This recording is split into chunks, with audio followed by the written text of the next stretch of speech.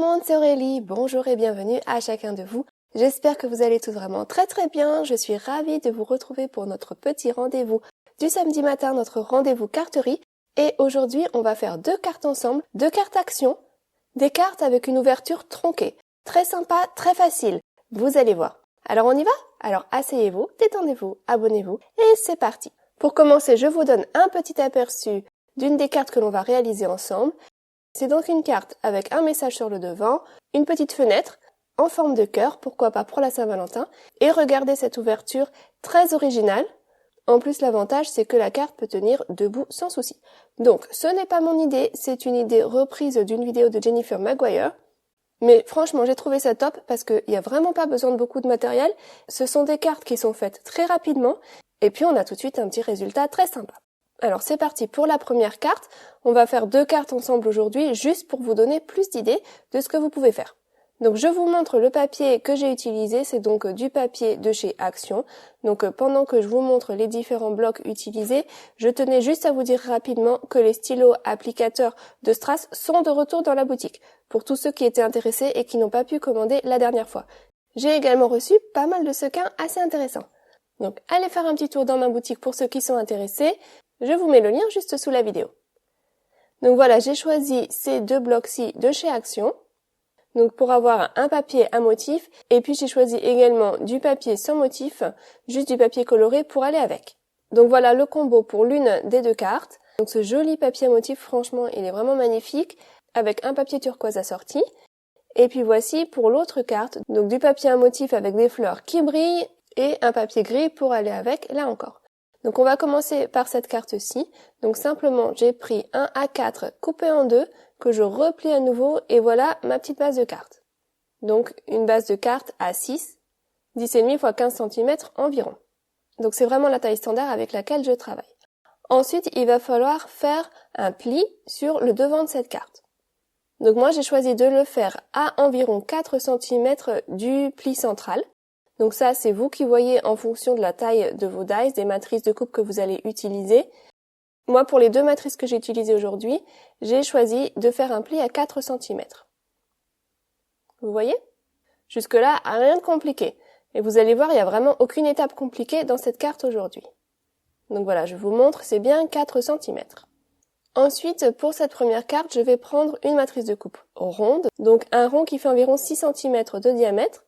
Et je vais venir le positionner là sur le haut un petit peu de ma carte, de sorte à ce que le pli que je viens de faire tombe au milieu du rond. En fait, ce style de carte, vous pouvez utiliser la forme qui vous plaira, du moment que c'est une forme symétrique que l'on peut plier en 2. Donc je viens positionner mon rond bien en place, et puis j'ouvre ma carte. Je ne veux pas la passer dans ma machine de coupe fermée, il faut que je la passe bien ouverte, parce que je ne veux couper que le devant de cette carte. Donc hors écran, je passe ça dans ma machine de coupe. Moi, j'ai la Big Shot à la maison. Et voilà ce que j'obtiens. Et voilà le principe de base pour les cartes du jour. Donc maintenant, on n'a plus qu'à passer à la déco. C'est vraiment très simple. Donc j'avais choisi ce papier-ci pour cette carte. Donc je vais reprendre la chute que j'ai faite à la découpe précédente, vous voyez. Et je vais m'en servir de guide pour savoir où couper dans mon joli panneau.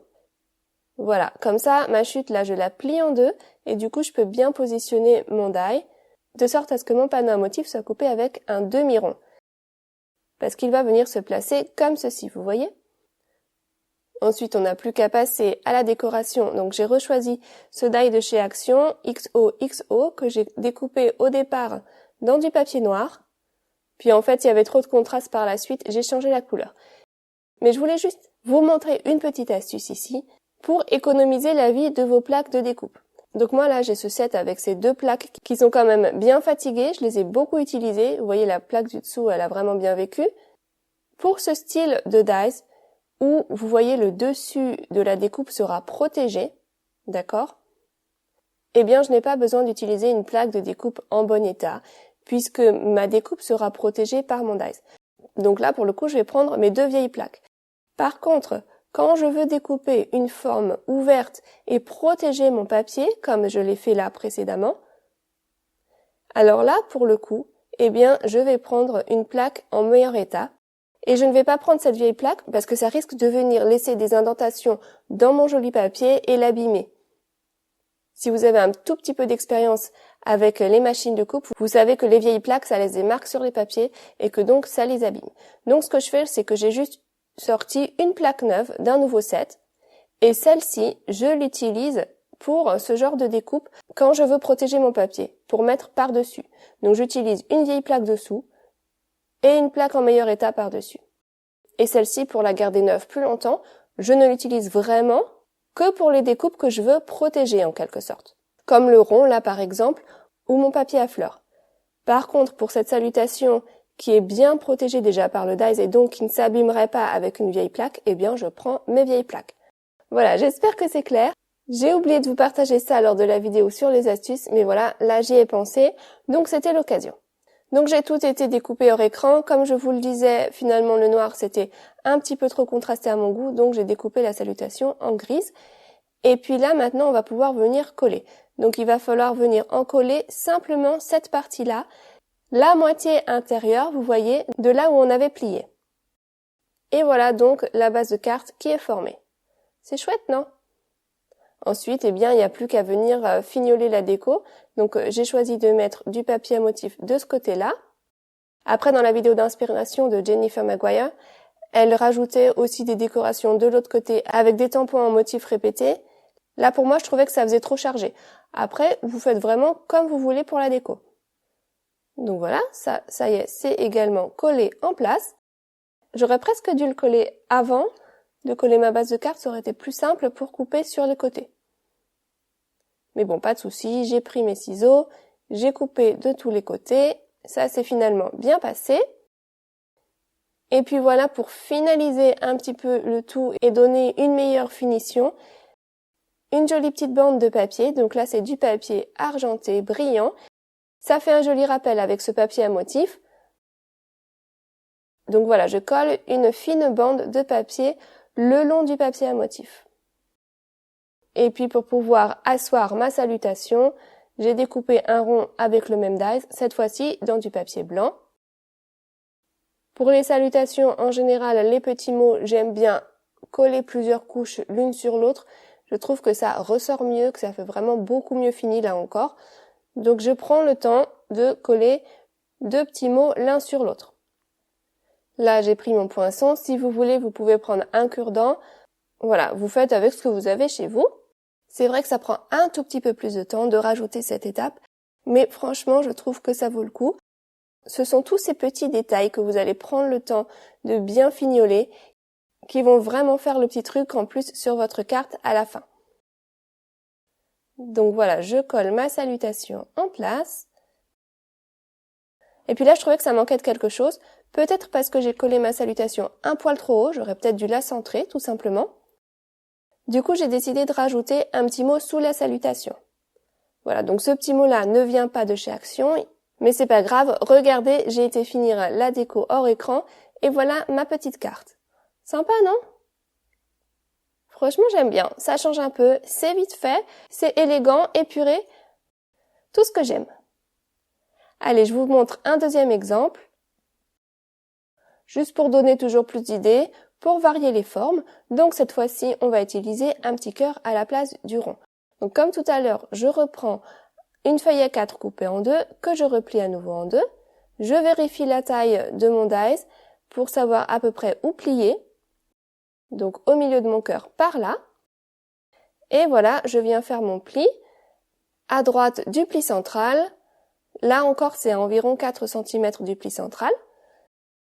Donc je replie ça bien. Hop là, voilà.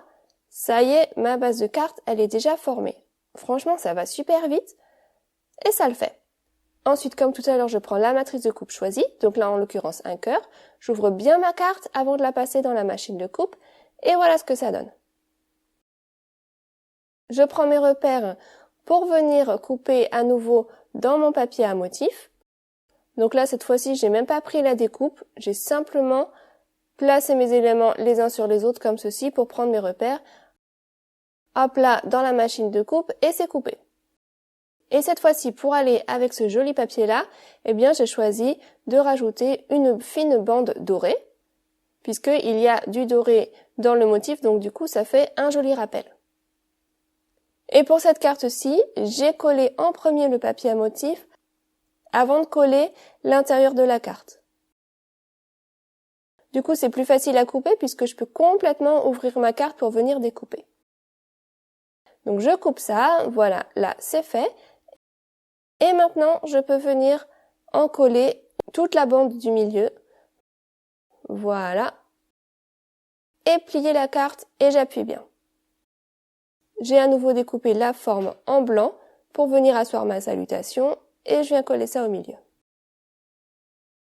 La petite touche finale, c'est la fine bande de papier métallisé, donc là du doré, que je colle juste au ras du pli. Et voilà, je vais aller finir cette petite carte hors écran, puisque c'est que du collage, c'est pas spécialement passionnant. Et voilà ce que ça donne. Je trouve que le placement des éléments au milieu, là, est mieux réussi sur celle-ci, en mettant 2 petits feuillages sur le côté. Et voilà, c'est tout, ça y est. Regardez cette jolie carte. Moi, je l'aime bien. D'ailleurs, si vous flashez sur l'une ou l'autre des cartes que vous me voyez faire sous vos yeux, sachez qu'elles sont en vente là encore dans ma boutique. Et voilà pour cette petite vidéo rapide aujourd'hui. Il n'y a pas toujours besoin de faire long. Je vous remontre les 2 cartes du jour en espérant que ça vous aura plu, en espérant que ça vous inspirera, que ça vous donnera des idées pour créer et pour faire plaisir tout autour de vous. En tout cas, prenez vraiment bien soin de vous et passez un excellent week-end et une très belle semaine. Et moi, je vous retrouve samedi prochain. Allez, à très vite, gros bisous, bye bye.